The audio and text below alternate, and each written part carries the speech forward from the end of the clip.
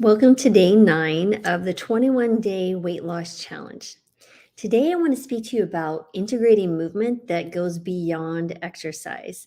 So many times, when people are told you need to move in order to feel better and improve your health, many people go straight to formal exercise. They think about going to the gym or lifting weights at home, running, some type of structure or routine that causes a pause in your day, that you go and exercise, you do this thing, you check it off, and you come back. But what if we think about movement in a different way? What if we think about how we can incorporate different types of moving this body throughout the day that all adds up over time? So let's talk about that a little bit. Let me pull up my notes. Okay. So remember, movement in general will improve your cardiovascular health and it strengthens your muscles. It'll boost your metabolism. It makes you feel better. So many small changes, for example, taking stairs, walking during phone calls, stretching during breaks, that can make a big difference.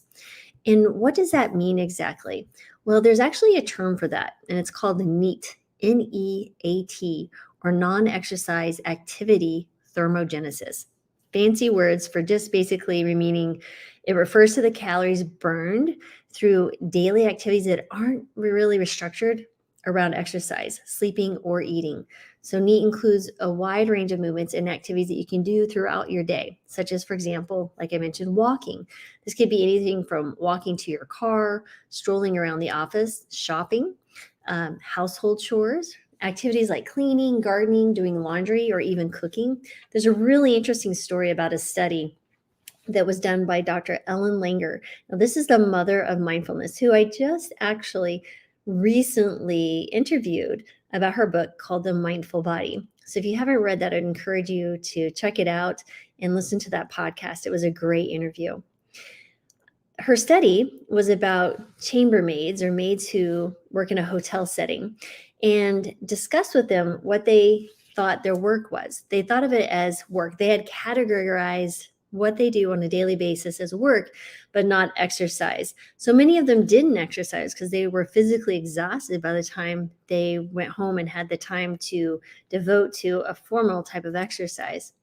So what they did in this study was they actually spoke to them and gave them a different perspective or made them more mindful that the activities that they actually did were exercise.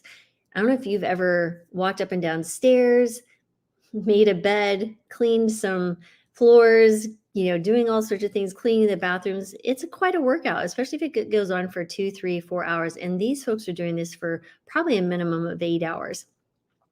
What was interesting is the control group, who were just, mentioned they maybe educated them on what exercise is, but didn't give them specifics to look at what they were doing on a daily basis as actual exercise. But then the intervention group, they said, what you're doing is exercise. So when you go to change the bed, it's like doing a deadlift or a squat or whatever that exercise was resembling in their work. And over time, I don't remember the exact specifics to this study, but what happened at the end, blood pressures improved, they lost weight, they were happier in the intervention group. So that's the cool piece here, is that we need to think about things we can do throughout the day that we wouldn't think of as exercise actually being counting towards that movement or exercise checkbox. But definitely check out her books, Dr. Ellen Langer. She said she'd be open to additional interviews as I dug deeper into more of her books and research. So be on the lookout for that. Another neat exercise, I hate the word exercise, movement that you could consider is fidgeting.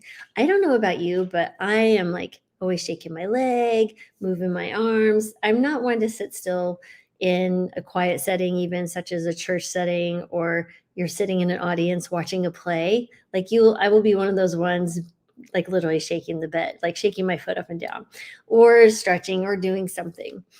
Little kids do this very well. Just watch a child for a little bit of time and you will see that they can't sit still. That's what we want to do. Well, maybe not disruptively, but move every day, and the smallest amount really counts.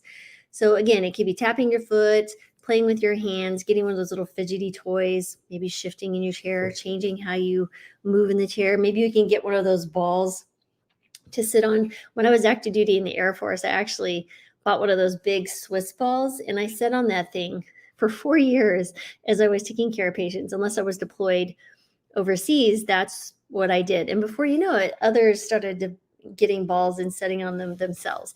That's a great thing. You can, one, it forces you to have composure and better posture and balance. It also keeps you from doing some weird type of movements that aren't so good for you. And you can also use it to, you can swing back, start doing some push, sit-ups. You can use it to stretch. Lots of good things there. So there you go. That's one idea. Another one is simply standing, right? So if we're standing instead of sitting, that also contributes to NEAT. And when you stand while talking on the phone or using a standing desk, that can be super helpful. And then there's your daily general activities: climbing stairs, carrying groceries, moving around the office. What else can you do to improve or increase your NEAT activities throughout the day? I'd love to hear ideas. So please comment below what you've done or would like to do to increase your NEAT throughout the day, because that really will make a big difference in, one, your thermogenesis or burning of calories, your energy, your mood, and it's just better for you overall. So again, NEAT can vary significantly from person to person and really is based on lifestyle and the abilities of that person. But definitely want you to encourage you to consider doing more NEAT activities. So today's activity, let me get to that here, is really, I'd like you to consider taking a step count challenge. Now, the challenge can be, I would love to see up to 10,000 steps, but of course not everyone is able or capable, or maybe 10,000 steps is like, that's easy. Shoot yourself for another 2,000 to 3,000 per day and see what happens. But there's a really easy way to do this. You can use your phone. Many times there's a step counter on that's free. You can buy a little Fitbit. You can get those others for like, $2 at the dollar store, some type of pedometer. So something that will measure your movement, that will count your steps on a day-to-day basis. Again, it doesn't have to be anything fancy. And that would be the step. Put in your goal, whatever that goal is, 10,000 steps, 5,000, 2,000. It doesn't matter. As long as it's more by, let's say, increase it by 50%. I'm just throwing out a number here, and see what happens.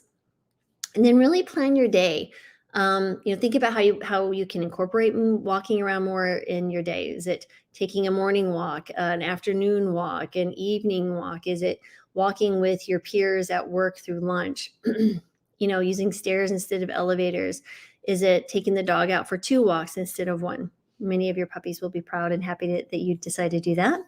And then check your progress, right? So regularly check your app throughout the day, see where you're at, keeps you motivated, when you hit that goal.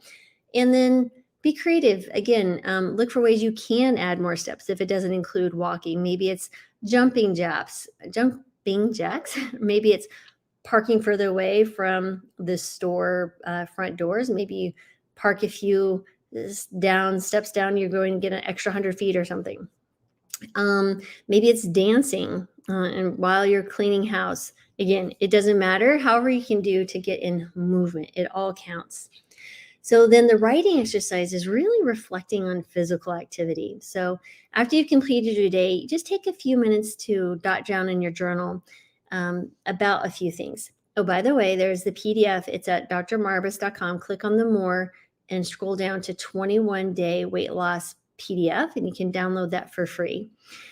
And today's prompts are a few different things. Remember, the whole point of having the journal aspect is this personal reflection and taking time out of our day to sit and think about things, reflect on where we are during our day, what we're doing. Is this what we want to be doing? It's just a really good habit to sit down and reflect. Is your life going the way you want it? So it's a whole nother topic for another day, is setting up action plan for your life. But for this exercise, a few prompts that you might want to consider is your initial feelings, right? How did you feel about the challenge of reaching whatever your step goal was at the start of the day? Were you enthusiastic, doubtful, neutral? What was those feelings? During the activity, right? So what did you notice during your increased activity during the day? Did you enjoy the certain moments more than others? Were you thinking about, I'm going to reach my goal? Post-activity reflection, right? So how did you feel about completing the journey or the challenge? Did you notice any changes in your energy levels, your mood, or satisfaction? Motivational factors, right? So what motivated you to move throughout the day? Did checking the step count or your app work, or did that help, or did it make you more frustrated and less likely to? So maybe you can think around strategies to incorporate more movement outside of using an app. Again, there's no one solution for everyone, but these are just ideas for you. And then barriers to movement. Do you face any obstacles in trying to reach a particular step goal or movement goal? Did you overcome them? How much you might address them in the future? Because remember, if you fail to plan, you plan to fail. It's just the way it is. So if you have obstacles and you plan some potential navigating around them or avoiding them altogether, you are more likely to succeed. So I'd encourage you to consider that.